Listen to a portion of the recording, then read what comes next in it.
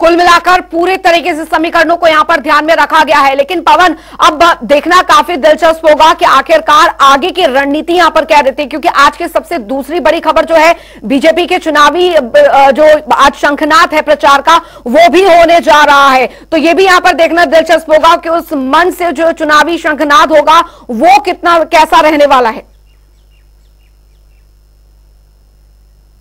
बिल्कुल निश्चित तौर पर आज हरियाणा में बड़ा दिन है भारतीय जनता पार्टी के लिए, खासतौर पर करनाल लोकसभा से बीजेपी के उम्मीदवार जो हैं वो पूर्व मुख्यमंत्री मनोहर लाल हैं और आज बीजेपी एक बड़ी जो रैली है, चुनावी रैली, वो करने जा रही है। घरौंडा जो विधानसभा क्षेत्र है, वो घरौंडा विधानसभा क्षेत्र जो वो करनाल लोकसभा का हिस्सा है। करनाल में आज लोकसभा के चुनाव का जो शंखनाद है वो भारतीय जनता पार्टी एक अपडेट आ रही है उन 4 नामों में एक नाम संजय सिंह का नाम कंफर्म हो गया है इस लिस्ट में, अब एक बचा है। बिल्कुल, देखिए जो मेरे पास जो जानकारी है, इन 4 नामों में 2 जो चेहरे हैं वो संजय सिंह और लक्ष्मण नापा ही हो सकते हैं। हमारे जो पुख्ता सूत्र हैं वो ये बता रहे हैं कि लक्ष्मण नापा को और साथ ही जो है वो संजय सिंह को कैबिनेट में जगह जो है वो मिल सकती है, चूंकि इन 4 नामों में सबसे जो क्षेत्रीय समीकरण या अन्य जो समीकरणों को ध्यान में रखकर मंत्रिमंडल जो बनाया जा रहा है उसमें जो सबसे मजबूत और प्रबल जो दावेदारी है वो शशि जी हमारे साथ जुड़ गए। शशि जी हमारे साथ जुड़ गए। संजय सिंह का नाम कंफर्म हो गया है। शशि जी, जो 4 नाम अभी था चल रहा है, महिपाल डांडा, संजय सिंह, लक्ष्मण नापा, असीम गोयल, इन 4 में अब आप ये हटा सकते हैं, संजय सिंह कंफर्म हो रहे हैं, यानी कि अब 6 नाम कंफर्म हो गए। कमल गुप्ता, अभय सिंह यादव, सीमा तिरखा, संजय सिंह, विशंबर वाल्मीकि, सुभाष सुधा। अब असीम गोयल भी आप हटा सकते हैं और लक्ष्मण नापा और महिपाल ढांडा में अब कोई एक नाम तय होना है, यानी कि 6 नाम कंफर्म हो गए। कमल गुप्ता, अभय सिंह यादव, सीमा तिरखा, संजय सिंह, विशंबर वाल्मीकि, सुभाष सुधा, तो ये 6 नाम कंफर्म हो गए हैं। जो 4 नाम था कि उनमें से 2 होने हैं, तो संजय सिंह मंत्री बन रहे हैं, असीम गोयल का नाम कट रहा है। अब लक्ष्मण नापा और महिपाल ढांडा, इन दोनों में एक होना है। अब ये थोड़ी देर में शायद सोर्सेस से ये पता चल पाए कि लक्ष्मण नापा या महिपाल ढांडा इनमें से कौन हो रहे हैं। हालांकि लक्ष्मण नापा के बारे में सूचना है कि वो चंडीगढ़ की तरफ रवाना हो चुके हैं। हालांकि जो सोर्सेज है वो कह रहे हैं कि उन्हें अभी तक कोई जानकारी नहीं है, लेकिन ये भी होता है कि इस तरह की चीजें कभी कोई सार्वजनिक तौर पे बताता नहीं है। लेकिन जिस सोर्स ने उनसे बात की, कह रहे थे कि लक्ष्मण नापा बड़े आह्लादित हैं, बड़े खुश हैं, खिलखिला रहे थे। अब पॉलिटिक्स में माहौल और समय और वक्त और हालात ऐसे हो और उस वक्त कोई बड़ा प्रसन्न चित्त हो तो इसका मतलब कुछ और होता है, लेकिन आधिकारिक तो अभी कुछ भी नहीं है, सब सोर्सेस के हवाले से ही खबर है। लक्ष्मण नापा और महिपाल ढांडा में कौन होता है, किनके नाम पे मोहर लगती है, ये देखना बड़ा दिलचस्प होगा। कमल गुप्ता, अभय सिंह यादव, सीमा तिरखा, संजय सिंह, विशंबर वाल्मीकि, सुभाष सुधा, ये 6 नाम कंफर्म हो गए हैं। लक्ष्मण नापा और महिपाल ढांडा में कोई एक होंगे। असीम गोयल कह रहे हैं कि क्योंकि कमल गुप्ता, असीम गोयल के बारे में कहा जा रहा है कि क्योंकि कमल गुप्ता आ गए इसलिए असीम गोयल के चांसेस कम है और संजय सिंह का कंफर्म बताया जा रहा है। आगे जैसे ही सूचना मिलती है हम जुड़ेंगे। Over to you Anjali. बिल्कुल ये बहुत बड़ी खबर यहाँ पर सलाहकार संपादक शशि रंजन जी ने अभी दी है और ये बहुत महत्वपूर्ण यहाँ पर हो जाता है कि कुल मिलाकर नाम एक बार फिर हम अपने दर्शकों को बता दें और लगातार हमारे साथ वरिष्ठ संवाददाता पवन सिवर भी जुड़े हुए हैं। तो जो फाइनल नाम हो चुके हैं, कमल गुप्ता, अभय सिंह यादव, सीमा तिरखा, संजय सिंह, विशंबर वाल्मीकि और सुभाष सुधा, लेकिन लक्ष्मण नापा और महिपाल ढांडा, अभी 2 नाम जो है ये अभी संशय भी बरकरार है, क्योंकि जब तक फाइनलाइज यहाँ पर नहीं होता है उससे पहले कुछ भी कहना यहाँ पर सही नहीं होगा। पवन, अभी भी सुई ये 2 नामों पर अटकी हुई है, 4:30 बजे से पहले कुछ नहीं कह सकते हम। बिल्कुल निश्चित तौर पर जो पद एवं गोपनीयता का शपथ समारोह है वो 4:30 बजे हरियाणा राजभवन में होगा। जिन नाम को हम जो वो सूत्रों के हवाले से बता रहे हैं उन नामों पर एक एक कर मोहर लगेगी और इसके बाद जो खासतौर पर दो बड़े नाम अब हैं जिनके ऊपर चर्चा है कि महिपाल ढांडा या फिर लक्ष्मण नापा, इन दोनों में से किसको जो है वो मंत्रिमंडल में लिया जाता है, किसके सर पर आज ताज सजेगा, ये जो है वो आधिकारिक तो तभी होगा जब मंत्रिमंडल का शपथ समारोह शुरू होगा और एक एक कर चेहरे जो है वो स्टेज पर पद एवं गोपनीयता की शपथ लेते हुए दिखेंगे। लेकिन एक बड़ा दिन है, एक तरफ जो है वो लोकसभा के चुनाव के मद्देनजर चुनावी जो कार्यक्रम का आज हरियाणा में शंखनाद करने के लिए जेपी नड्डा पहुंच रहे हैं, दूसरी तरफ देर शाम को करीब 4:30-5 बजे तक जो है वो पद एवं गोपनीयता का शपथ समारोह जो है वो शुरू हो जाएगा। हरियाणा राजभवन में 4:30 बजे का वक्त तय हो चुका है। ऐसे में देर शाम तक जो कैबिनेट का विस्तार है वो होता हुआ दिखेगा, यानी संगठन और सरकार दोनों अपने अपने स्तर पर जो है वो आज का जो दिन है उसमें अपनी अपनी महत्वपूर्ण भूमिका जो है वो निभाती हुई दिखेगी। दो बड़े नाम जो हैं वो अब चर्चा में हैं, महिपाल ढांडा और लक्ष्मण नापा। इन दोनों में से किसके सर पर ताज सजेगा ये जरूर देखना होगा, लेकिन सूत्रों की माने तो लक्ष्मण नापा का दावा जो है वो कहीं ना कहीं भारी पड़ता हुआ दिख रहा है। लेकिन अभी कुछ भी जो वो तय नहीं है, तय तभी होगा जब पद एवं गोपनीयता का शपथ समारोह होगा और उसमें एक मंत्री के चेहरे के तौर पर जब विधायक जो है वो मंच पर सामने आकर पद एवं गोपनीयता की शपथ लेंगे। जी, लेकिन पवन अभी क्योंकि लगातार जब से नायब सैनी ने मुख्यमंत्री पद संभाला, कुछ ने मंत्री पद की यहाँ पर शपथ ली, उसके बाद लगातार कयास लगाए जा रहे थे कि जो पहला मंत्रिमंडल विस्तार होगा उसमें निर्दलियों का भी अहम रोल जो है वो रह सकता है, क्योंकि सरकार जब ये पूरा जो किरदार यहाँ पर रहा है सरकार का, निर्दलियों का काफी अहम रोल रहा है, तो ये भी माना जा रहा था कि कैबिनेट में भी कुछ चेहरे दिख सकते हैं यहाँ पर, लेकिन ऐसा नहीं हुआ। इसके पीछे बीजेपी की क्या स्ट्रैटेजी है? देखिए, लगातार रणनीति में बदलाव हुए हैं। पहले जो है वो गठबंधन से बाहर आने तक की ही जो वो चर्चाएं थी, गठबंधन से बाहर आते आते जो है वो चेहरा तक बदला गया। बीजेपी के विधायक दल के जो नेता हैं वो भी बदले गए। नायब सिंह सैनी जो वो प्रदेश के मुख्यमंत्री के रूप में जो वो सामने आए, उन्होंने अपनी पद एवं गोपनीयता की शपथ ली। उनके साथ 5 चेहरे जो पूर्व की कैबिनेट में भी थे उन्हें एक बार फिर से मौका दिया गया। वो कैबिनेट में 5 मंत्री जो है उन्होंने शपथ ली। इसके बाद जो है वो फिर ये चर्चा शुरू हुई कि निर्दलीय विधायक जो हैं जिन्होंने सरकार का समर्थन करके सरकार बनवा दी है, जननायक जनता पार्टी से गठबंधन से बाहर आने के बाद जेजेपी ने जो समर्थन जो वो उनका हटने के बाद दोनों दल अलग अलग हुए हैं, तो निर्दलियों को मौका मिलेगा। निर्दलियों की एक तरीके से चांदी होती हुई दिखी, निर्दलियों के सर पर भी जो ताज है वो सजता हुआ दिखा। लेकिन उस रणनीति में फिर बदलाव हुआ और ये तय किया गया कि भारतीय जनता पार्टी के जो चेहरे हैं, बीजेपी के जो दूसरी बार विधायक बने हैं या फिर विधायक पहली बार बने हैं लेकिन पार्टी के समर्पित और पुराने कार्यकर्ता हैं, उनकी पहचान एक तरीके से भारतीय जनता पार्टी के एक छोटे से कार्यकर्ता के तौर पर थी। आज वो विधायक हैं और दूसरी बार विधायक हैं या पहली बार विधायक है, लेकिन एक पार्टी का समर्पित कार्यकर्ता की जो पहचान थी, उस पहचान को ही जो है वो आगे बढ़ाया जाए, उसी को ही मौका दिया जाए, इस तरीके की रणनीति बनी। और आज जिन नामों के ऊपर हम चर्चा कर रहे हैं, अगर उन्हीं नामों के ऊपर मोहर लग जाती है और पद एवं गोपनीयता के शपथ समारोह में वही चेहरे मंच पर दिखते हैं, तो फिर यह साफ हो जाएगा कि बीजेपी ने अपनी रणनीति में यह तय किया कि पार्टी के समर्पित कार्यकर्ता जो आज विधायक बनकर विधानसभा पहुंचे हैं, उन्हीं पर भरोसा जताते हुए उनके साथ ही आगे बढ़ा जाए, उन्हीं को आगे बढ़ाकर पार्टी की मजबूती के लिए प्रदेश में काम किया जाए। ये एक जो वो रणनीति नजर आ रही है। बहरहाल जो निर्दलीय हैं उसमें 2019 में जब सरकार बनी तब रानिया से जो विधायक निर्दलीय बने रणजीत सिंह चौटाला, उन्हें मंत्रिमंडल में जगह मिली और दूसरी बार जब मंत्रिमंडल में एक तरीके से पूरे मंत्रिमंडल का इस्तीफा हुआ और नायब सिंह सैनी जब मुख्यमंत्री बने तो उनको फिर से मंत्रिमंडल में जगह मिली। यानी निर्दलीय के तौर पर रणजीत सिंह चौटाला अकेले ऐसे हैं जिनको दूसरी बार फिर से लिया गया। बाकी निर्दलियों की उम्मीदें जगी थी, लेकिन अब आज जो जिस तरीके की चर्चा हो रही है और जो चीजें सामने आ रही है, तो निर्दलियों को एक बार फिर से आज जो है वो सरकार से एक अलग जो है वो रहना पड़ेगा। हालांकि निर्दलियों का समर्थन पहले भी सरकार को था, पहले भी ये मंत्री जो है वो नहीं बने थे, चेयरमैन जो है वो इनको जरूर बनाया गया था, अलग अलग बोर्ड और निगमों में ये चेयरमैन जरूर बने थे, लेकिन अब जो है वो मंत्रिमंडल का जो आज विस्तार है उसमें इनसे ज्यादातर जो जानकारी है वो यही कि पूरी तरीके से दूरी बनाई गई है। पार्टी के समर्पित कार्यकर्ता जो आज विधायक के रूप में हैं, उन्हें ही आगे बढ़ाने का और पार्टी को मजबूत करने का फैसला जो है वो एक तरीके से पार्टी ने रणनीतिक तौर पर बनाया है। लेकिन पवन, ये क्योंकि बीजेपी में स्ट्रैटेजी और सरप्राइजिंग स्ट्रैटेजी को लेकर काफी ज्यादा सुर्खियों में रहती है। कुछ कैबिनेट के कुछ चेहरों को उसके बाद जितने भी ये चेहरे कैबिनेट विस्तार में यहां पर देखने को मिलेंगे वो अपने आप में काफी महत्वपूर्ण हो जाते हैं कि जो नए चेहरे हैं ये वैसा ही दांव यहां पर खेला जा रहा है बीजेपी द्वारा जैसे कि मुख्यमंत्री के चेहरे को लेकर खेला गया था, क्योंकि उस समय दूर दूर तक ये नहीं स्पष्ट हो पा रहा था कि मुख्यमंत्री कौन होगा।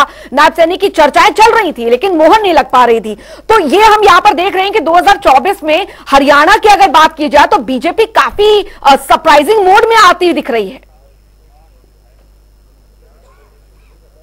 बिल्कुल, देखिए भारतीय जनता पार्टी समय के हिसाब से अपनी रणनीति जो है वो बदलती है और इसका उदाहरण जो है वो इससे पहले राजस्थान, छत्तीसगढ़, मध्य प्रदेश जैसे कई राज्यों में देखने को मिल चुका है।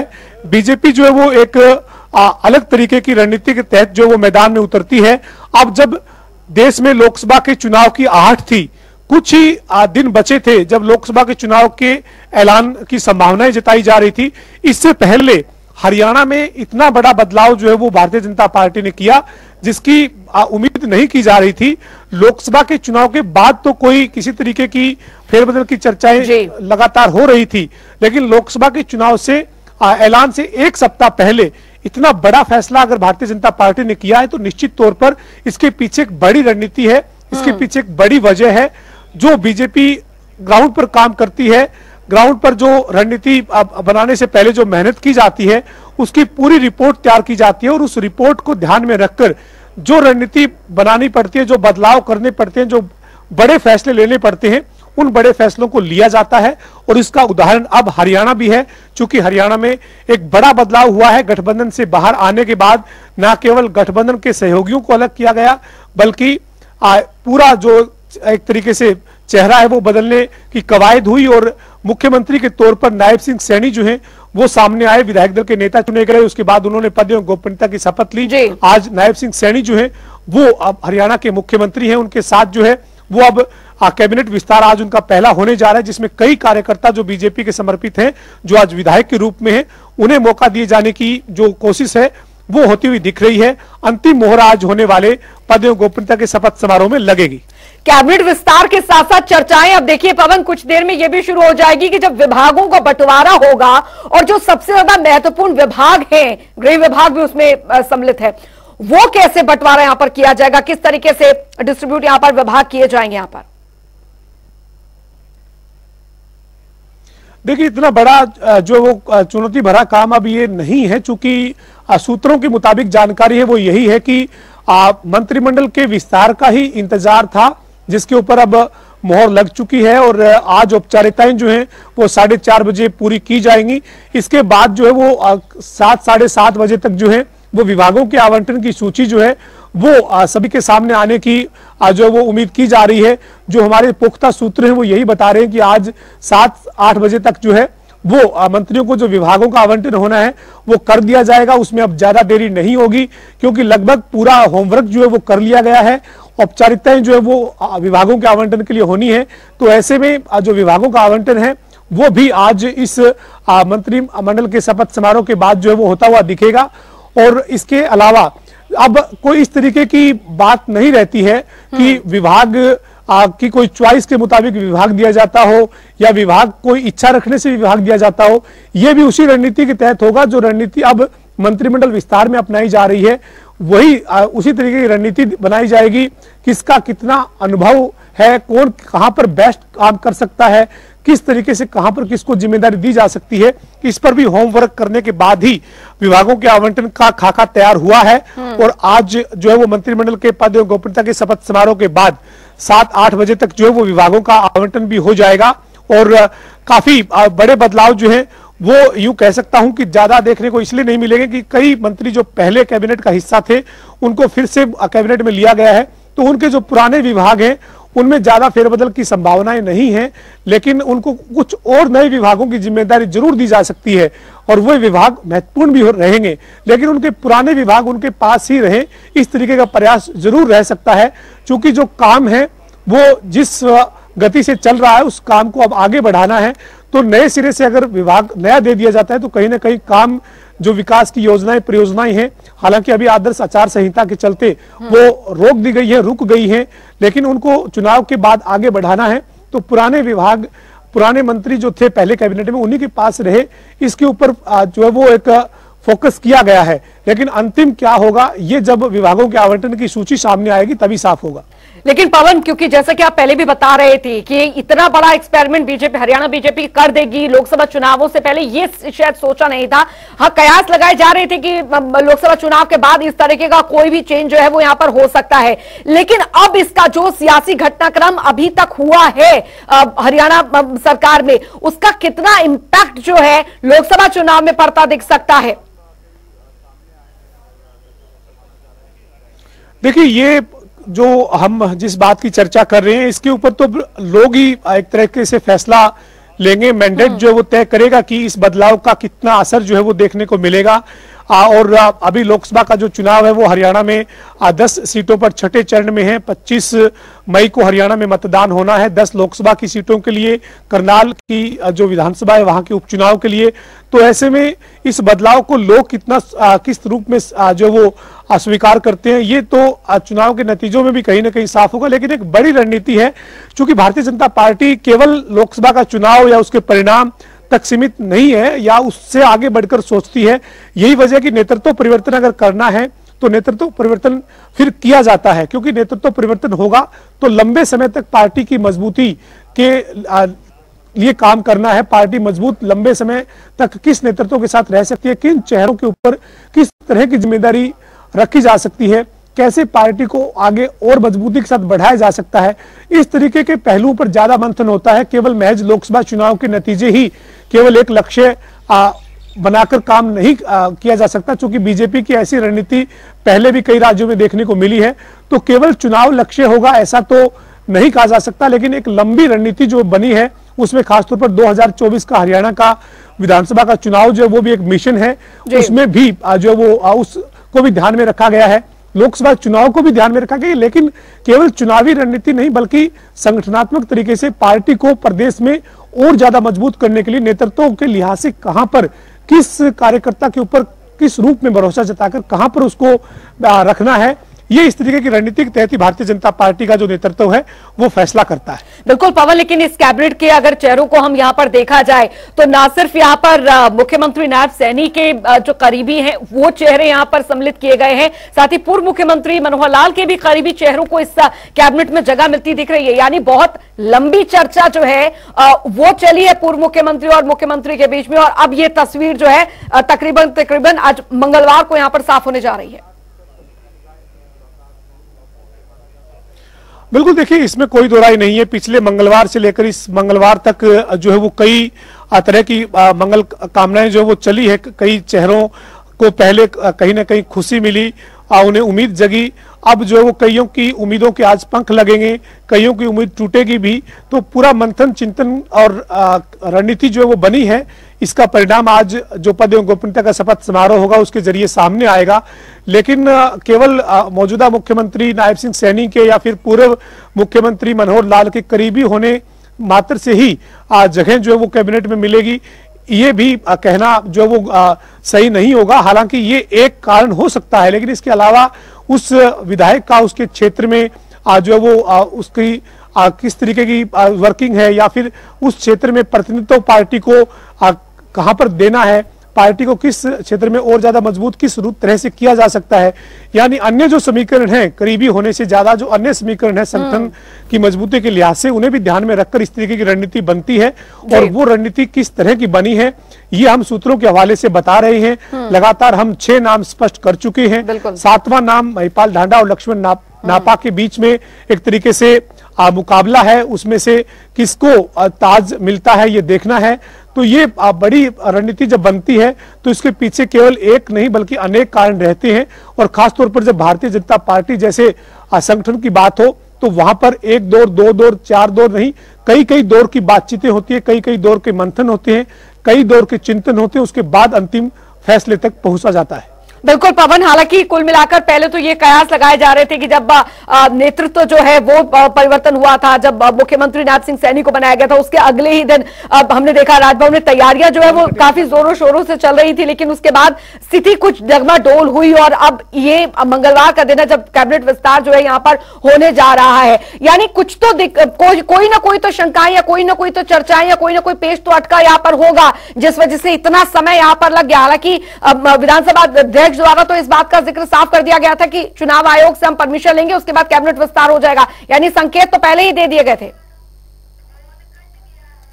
चल लगता है संपर्क टूट गया है, दोबारा कोशिश करेंगे संपर्क करने की। लेकिन आपको बता दें कि आज जो बड़े नाम यहां पर सामने आ रहे हैं, जो पूरी तरीके से हम आपको बता रहे हैं, जनता टीवी आपको बता रहा है, जो कैबिनेट विस्तार होने जा रहा है, कमल गुप्ता, अभय सिंह यादव, सीमा तिरखा, विशंबर वाल्मीकि, सुभाष सुधा और संजय सिंह, ये नाम जो है इन पर अभी पूरी तरीके से जो मोहर वो लगी। लेकिन महिपाल ढांडा या लक्ष्मण नापा, इन दोनों नामों में अभी भी जो स्थिति है वो यहां पर ये बनी हुई है कि इन दोनों नामों में से कोई एक नाम जो सातवां नाम है वो ये हो सकते हैं। हालांकि अभी जल्दबाजी में कुछ भी कहना यहां पर संभव नहीं होगा। 4:30 बजे जब नायब कैबिनेट का विस्तार, जब पहला विस्तार यहां पर होने जा रहा है, उसमें सब कुछ खुलकर साफ हो जाएगा कि आखिरकार जो मंत्रिमंडल यहां पर विस्तार, पहला मंत्रिमंडल विस्तार हुआ है, उसमें कौन कौन से जो चेहरे हैं वो यहां पर है। लेकिन जनता टीवी लगातार आपको देखिए पॉइंटर्स के जरिए भी आपको दिखाता चल रहा है नाम, जो जनता टीवी की मोहर आप देख सकते हैं लगी है, जिनमें जो नाम पूरी तरीके से फाइनलाइज हुए हैं वो नाम लगातार हम आपको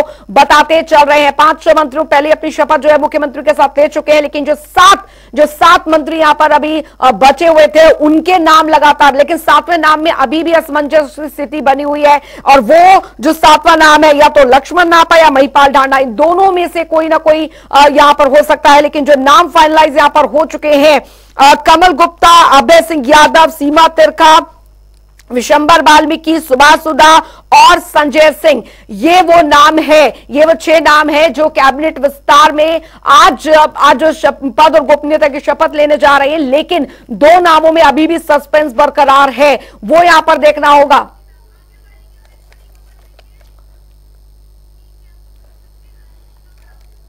तो लगातार हम आपको ये बता रहे हैं, जानकारी दे रहे हैं, 4:30 बजे नायब कैबिनेट का विस्तार होने जा रहा है। 6 नाम फाइनलाइज यहां पर होते दिख रहे हैं, 1 नाम पर संशय बरकरार। लगातार आपको इससे जुड़ी भी अपडेट देते रहेंगे।